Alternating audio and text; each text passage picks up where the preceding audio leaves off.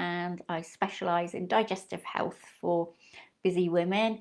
I use the latest testing and dietary changes, supplements, etc. to really get things working much better for you and help you to avoid all those nasty, debilitating symptoms that really get in the way of life.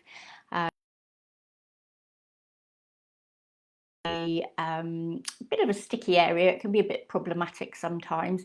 It's not something I generally tend to focus on too much because I do think that focusing more on nurturing your body, nourishing your body, and getting it into a really nice, healthy state is a much better focus, a much healthier focus than purely focusing on weight loss, because after all, ideal weights are different for everybody, and you know, what's healthy for one person isn't necessarily healthy for the next. So I do find that focusing more on nurturing yourself, getting rid of all those niggly issues, and then you'll find from there that your weight does come into balance anyway and will settle at the right weight for you, depending on your build, your activity levels, your genetics, etc., etc.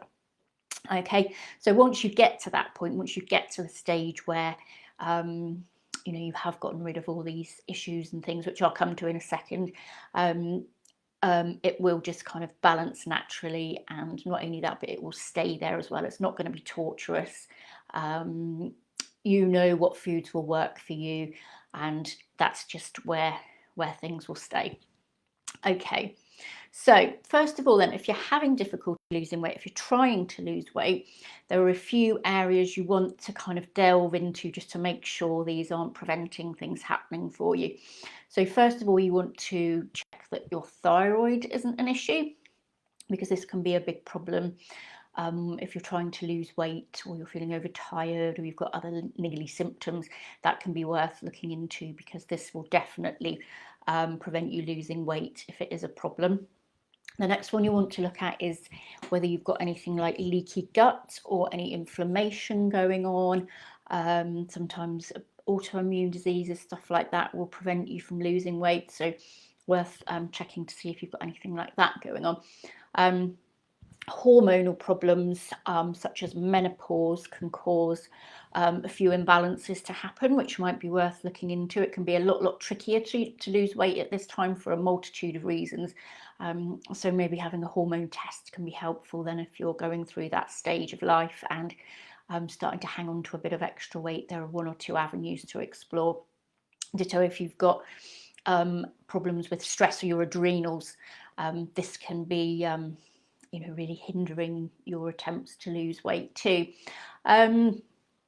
Things like hanging on to toxins can be a problem, definitely, because if you've got a lot of toxins sloshing about in your system, your cells tend to like to hang on to them. So your fat cells will hang on to them, so they're safely away from your organs. So that can sometimes be a factor as well.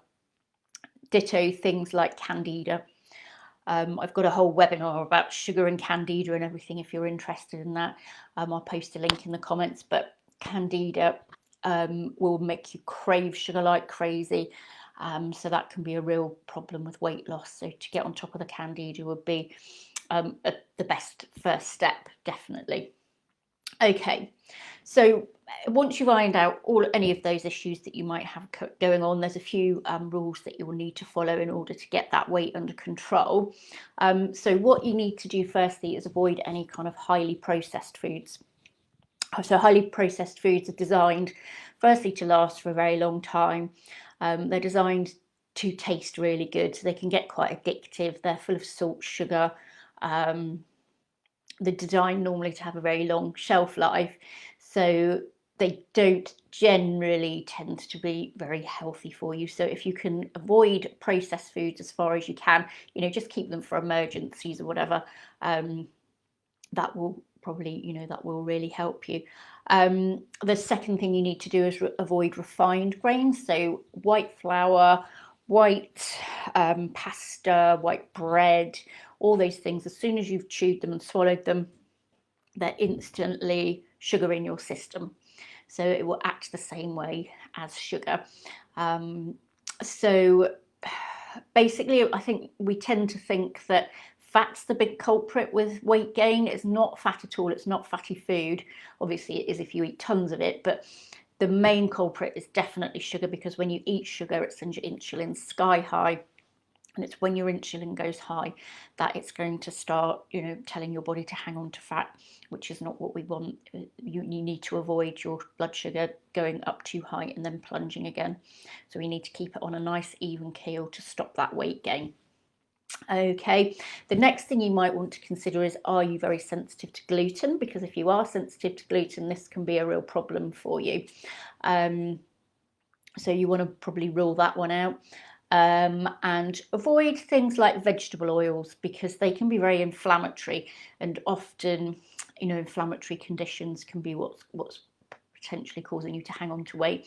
So avoid vegetable oils, focus instead on coconut oil, olive oil, things like that, cooking coconut oil.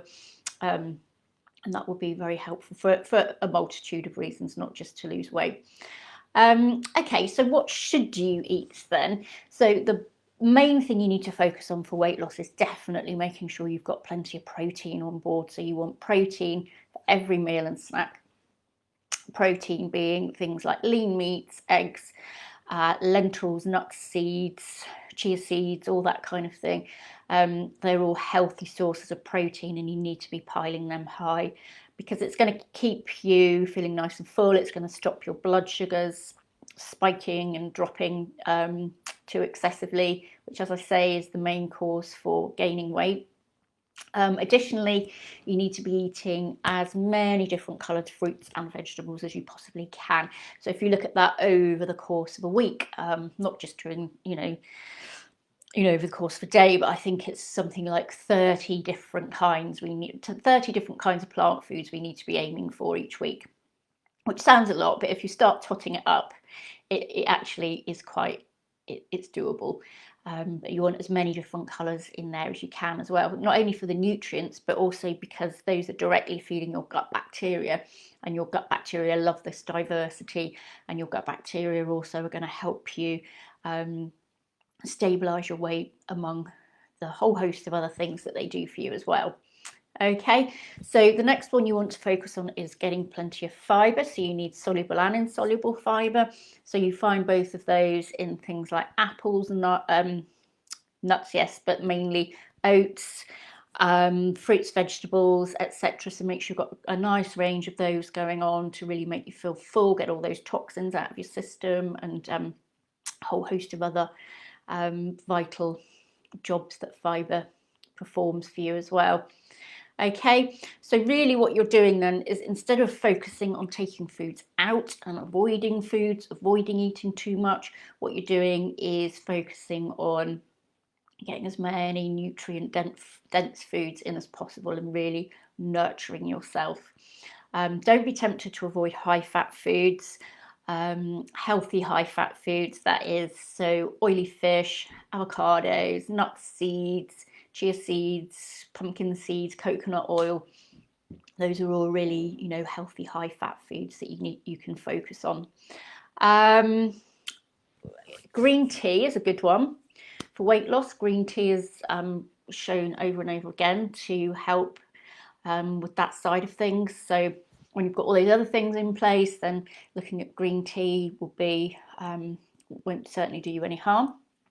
Exercise wise, burst training has been proved time and time again to be really very effective at fat burning. So that would be a good one to get into the habit of doing. And also time restricted eating.